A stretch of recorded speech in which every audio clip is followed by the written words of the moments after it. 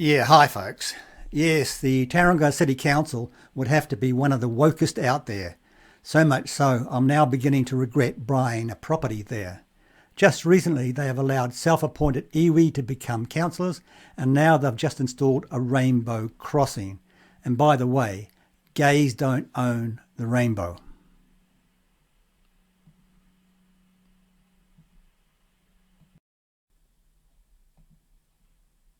Welcome back to Breakfast. It is 5 minutes to 7. Well, after a 6-year battle, Tauranga has finally unveiled its first rainbow crossing.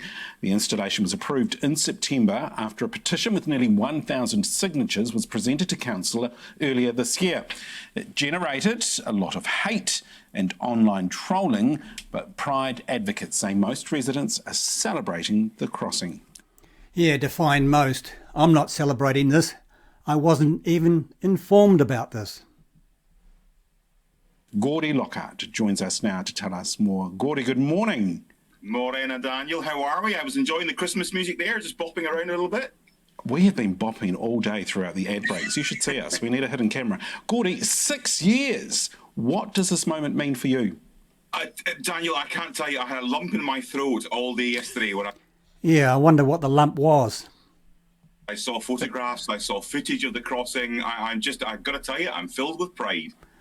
I'm not feeling the pride. Why are we wasting money on this bullshit? Oh, talk to us about the journey. I mean, how was it? What was it like? It was, yeah, I mean, joyful, challenging, upsetting, and in the end, just so incredibly exciting. And we started this journey way back in 2017 with 2 attempts to ask Tauranga City Council to install the rainbow crossing. Latterly, in 2020, the NZTA adjusted the regulations around how you could use road art. So this is road art. In settings like this, so that allowed the installation of rainbow crossings. And another occasion in 2022 tried to ask Tauranga City Council to do it, but they refused again. But then this time, at the start of the new session of the newly elected councillors in Tauranga, following... You mean the self-appointed ones? Our petition, we had a wonderful meeting where the councillors were hugely supportive of the idea. And, bish, bash, bosh, here we are today. So excited. We just saw pictures of the bright rainbow crossing. It also includes Progress Pride flags. What do they symbolise? It's incredibly important to use the progress flag. Many people don't really understand what the colours of the rainbow flag mean or where the rainbow flag came from, but the progress flag is quite specific in the sense that it does include the original rainbow flag, but also that chevron on the side. The colours of the chevron are quite critical in the sense that the pink and the white in the chevron represent the trans community. Oh no, we must not forget them. Never represented before in their own in that rainbow flag.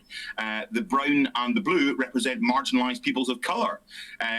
So again, I think that's really critical because that's not necessarily gay marginalised peoples of colour, that's marginalised peoples of colour. Yeah, what makes you think these marginalised people of colour actually want to walk on your rainbow? So that in itself is what made the rainbow flag about wider diversity as opposed to necessarily specifically the LGBT community. But the chevron's quite interesting in the sense that the chevron, the triangle of that, was in reference to the Nazi death camps, unfortunately, of the Second World War, in the sense that 500,000 LGBT members were killed by the Nazis during the Second World War. And in the death camps, the LGBT prisoners had a pink triangle on their uniforms to identify the community they belong to, similar to the symbol that you'll know being the Jewish Star of David. LGBT prisoners had a pink triangle. So that memorial to those deaths is a critical part of that flag today, and rightly so that it should be. Gordy, why was this so important for Tauranga? Exactly. It's not.